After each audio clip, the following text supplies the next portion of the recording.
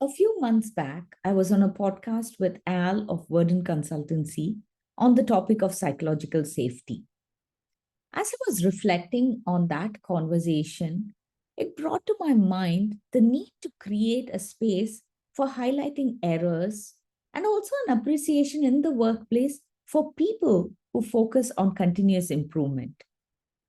One of my favorite examples of psychological safety as a real world practice is the Andon Cord. The word itself comes from Japanese for paper lantern or a burning lamp, referencing the flashing light that indicates that the cord has been pulled. And it used to be an essential part of the famous Toyota production systems.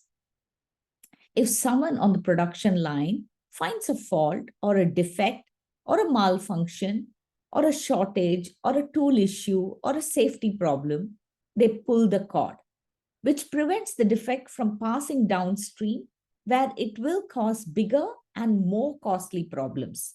And this provides an opportunity to fix and improve immediately, also known as mistake proofing. You pull the cord in order to raise a concern, ask for help, or suggest an idea for improvement. After the cord is pulled and that part of the line is stopped, coworkers swarm over, and one of the first things that they do is to thank the person who pulled the cord. This is really significant and notable because the interpersonal consequences of stopping the line and asking for help are significant.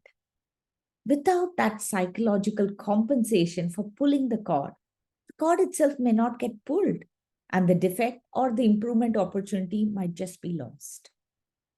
What is also interesting is that not only is the pulling of the cord praised, it's almost seen as a duty and actually a gift, not only to the colleagues, to the organization, but also to the customers of the organization.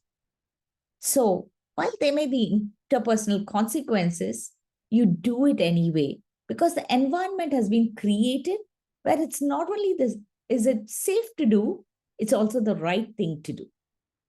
And we see a lot of modern versions of the Andon cord, whether it is simply using the phrase, I'm pulling the cord on this one, or using a big red button, or an automated chatbot, or a squeezy rubber chicken.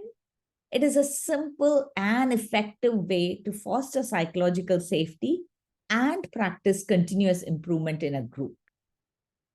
What are you doing in your organization so it is safe to pull the cord or press a red button?